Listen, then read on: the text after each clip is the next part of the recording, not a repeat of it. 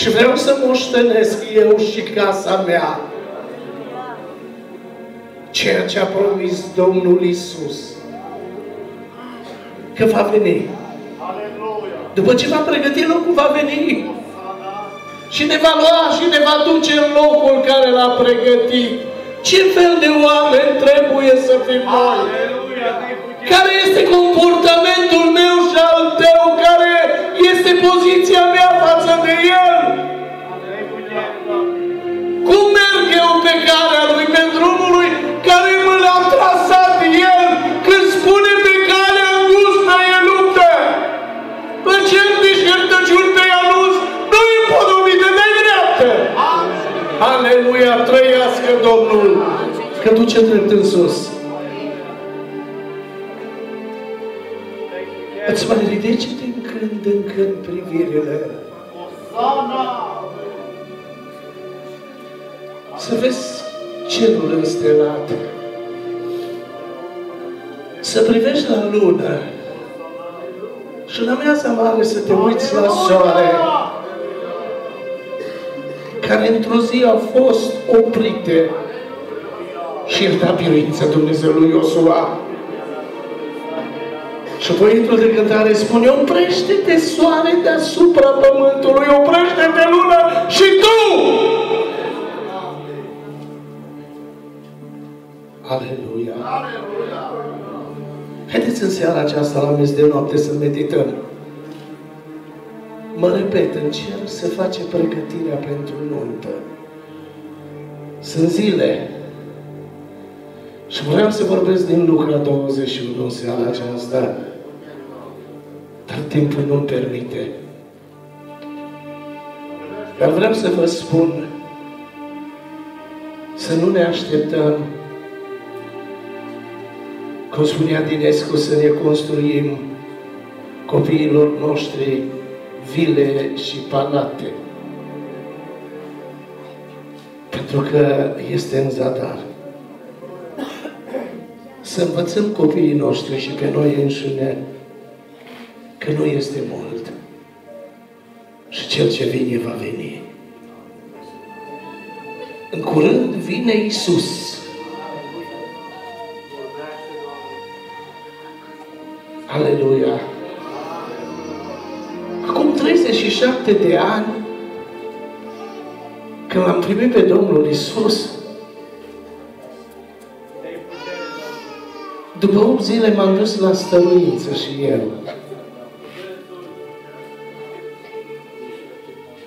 Și acolo, pardon, m-am dus mai repede, după 8 zile eram sub puterea Duhului Sfânt. Și în momentul când eram sub putere, dădeam cu mâinile și un prieten bun de-a meu care e în Phoenix, Arizona, acum mă ținea de mâini. Și în momentul acela eu mă rugam și deja a început puterea lui Dumnezeu să mă cerceteze și am avut, nu pot să zic, probabil a fost o vedenie, dar am văzut pe Domnul Iisus pe cruce. Și pe cap cu coroana mare și cu spini aceia mari, care i-a străpuns fruntea. Și din fruntea lui a curs sânge și din palmele lui curgea sânge și din coasta lui. Știți ce am zis în gândirea mea? Nu puteam să mă rog, să-i mulțumesc, dar cu gândul mi l-am îndreptat spre el. Și am zis: știu că mă speri în sângele tău. Hainea mea murdară, plină de păcat, mă curățesc și mă speri. În stânga mea era un lac de sânge. Și am zis: chiar în momentul acesta îmi curățești inima. Și când am gândit lucrul acesta și am zis: chiar în momentul acesta îmi curățești inima, am început să vorbesc în altă limbă. Mărit să fie Domnul. Și sunt 37 de ani. Și noi trebuie să spunem copiilor noștri că Iisus vine. Și trebuie să învățăm calea Domnului pe copiii noștri. Și auziți ce spune cuvântul lui Dumnezeu. În Biblie sunt mulți psalmi care n-au autor. Dar tu și eu poți să fii un autor. pot să spun ceea ce m-a făcut Domnul. Și au zis dumneavoastră, haideți să vă citesc aici. Aleluia! Te caut din toată inima mea. Nu mă lăsa să mă abat de la poruncile tale. Psalmul 119. Strâng cuvântul tău în inima mea și nu, ca să nu păcătuiesc împotriva ta.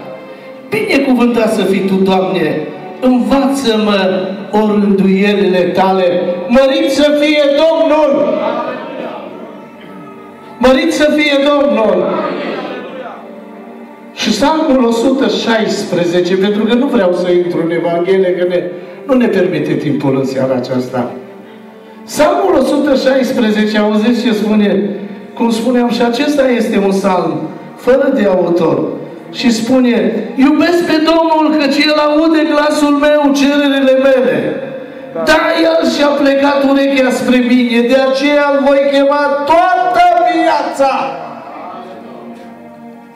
Și-a plecat Domnul urechea spre tine, la cererile tale, la problemele tale, la dorințele tale, la necazurile tale. Și-ar fi bine ca seara să închidem televizorul și să spunem copiilor noștri lucrurile acestea, minunile Domnului Isus, și să mai spunem că nu este mult și El vine și El duce acasă pe aceia ce cred în El, pe aceia ce cred în puterea Lui de mântuire. O, Doamne, binecuvintează-ne Tu în seara aceasta și fă ca Duhul Tău cel Sfânt în seara aceasta să ne cerceteze. Dragii mei, spuneau aici frații că tatăl fratelui Nelu a plecat la Domnul. Vreau să vă spun că n-a murit de boală. Nu! A murit că i s-a sfârșit zilele pe pământul acesta. Venim într-o ordine bine pusă la punct și plecăm pe sărite. Când ne naștem, ne este scrisă ziua, luna și anul.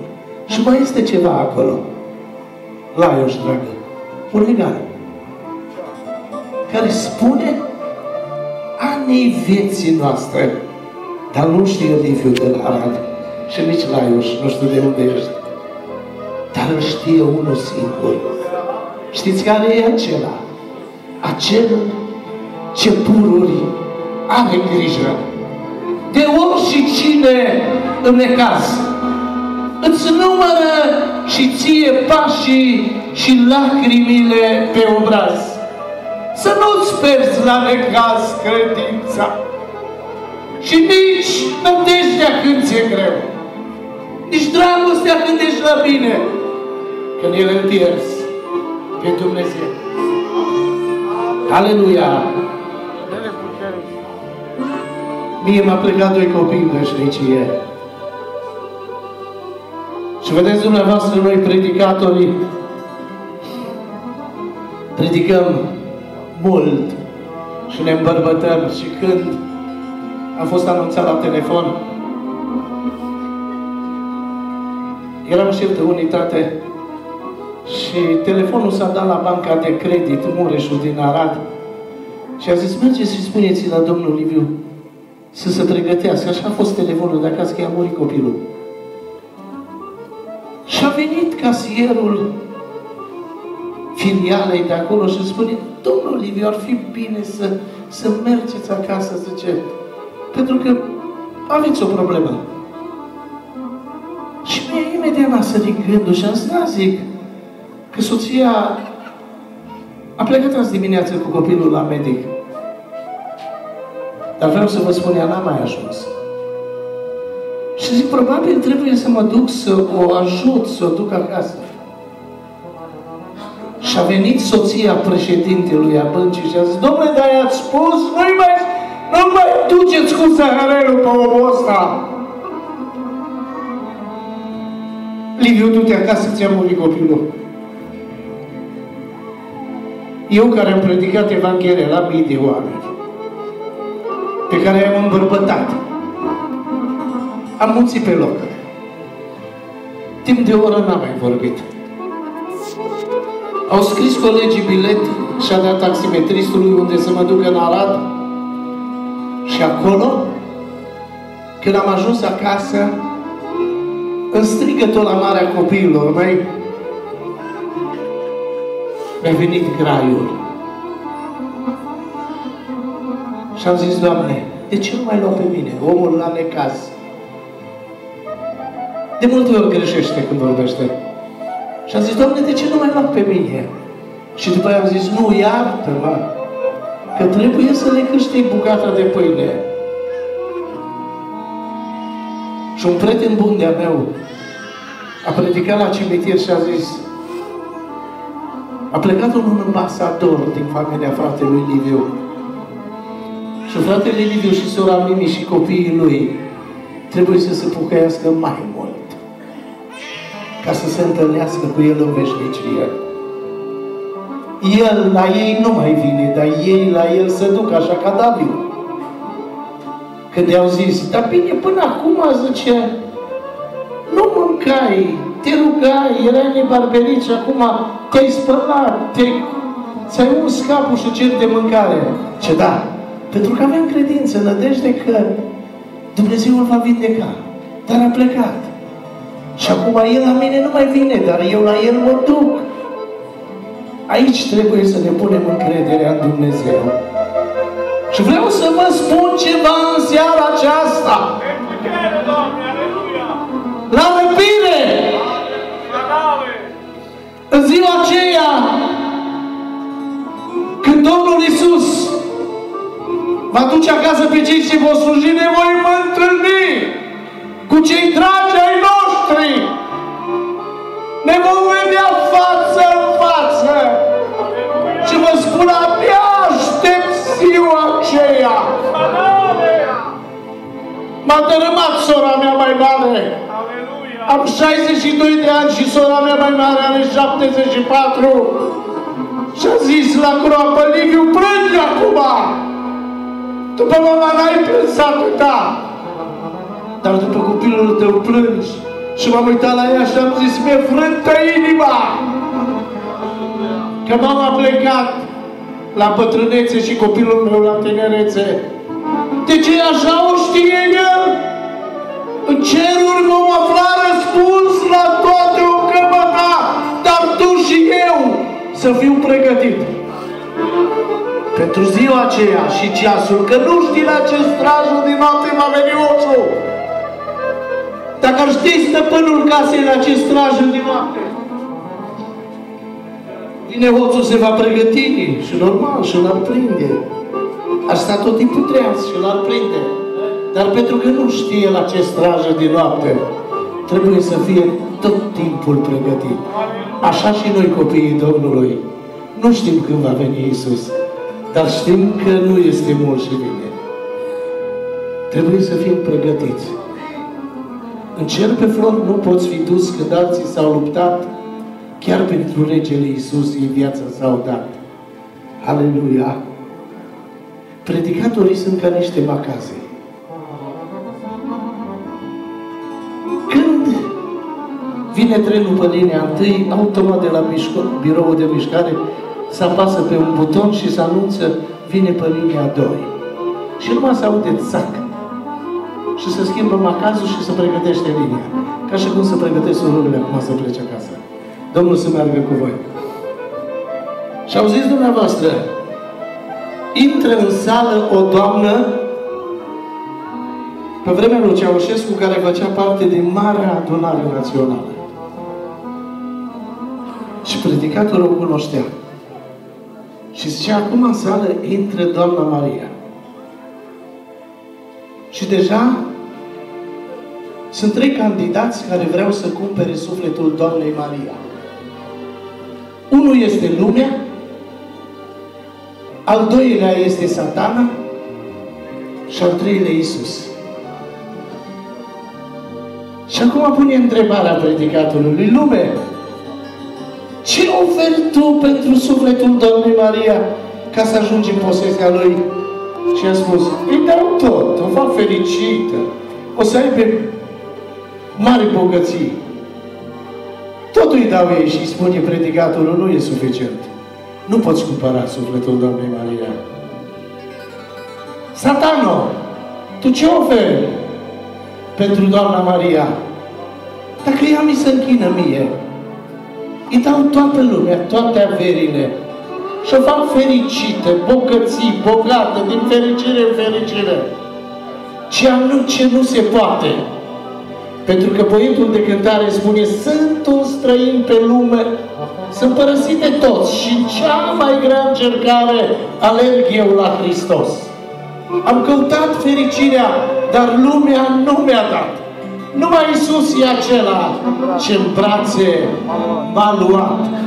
Și spune predicatorul, Satano, nu poți să câștigi sufletul Doamnei Maria.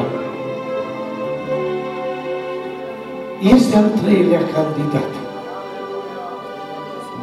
care vrea să cumpere sufletul Doamnei Maria. Și strigă predicatorul cu voce tare, Iisuse, Tu ce oferi pentru sufletul Doamnei Maria? Eu am părăsit cerul. S-a făcut în cer o tăcere de jumătate de oră când s-a pus întrebarea cine merge să răscumpere omenirea. Nici serafimii, nici cherubimii, nici îngerii, nici cei 24 de bătrâni au tăcut toți. Și apoi am zis, în sulul cărții este scris despre mine, Tată, trimite-mă să merg să fac voia Ta. Eu am venit ca să o salvez pe Doamna Maria de la pierzare. Și eu îi dau mântuirea. Pentru ea am suferit pe lemnul de durere. Sângele meu o eliberează, o curățește, îi dă vindecare. Și sunt aici și vreau să licitez pentru sufletul ei. În momentul când Doamna Maria a auzit lucrul acesta, a venit în spate, în fața anvolului și a luat cerceii, lănțișorul, verigheta, inelele, ceasul de aur și l-a pus pe masă și a zis, de azi înainte vreau să-i slujesc lui Iisus, pentru că El și-a dat viața pentru mine și datorită Lui sunt în viață. În seara aceasta, dacă ești aici, iubitul meu ascultător, și cu aceasta voi încheia, dacă ești aici în seara aceasta și nu ești împăcat cu Domnul Iisus, te întreb în seara aceasta, ce faci cu viața ta? Că va veni o zi când pământul cu tot ce este pe el va arde. Cui vrei tu să-i slujești? Cine vrea în seara aceasta să-L primească pe Iisus ca Domn și Mântuitor? Aleluia! Iisus este aici! Aleluia! Dacă este cineva în seara aceasta, din cei nepocăiți, din cei nepredați, și vreau în seara aceasta să se împace cu Iisus, să vină aici în față. Aleluia! Este cineva care vrea să se împace cu Iisus, cu Fiul lui Dumnezeu? Sau din aceea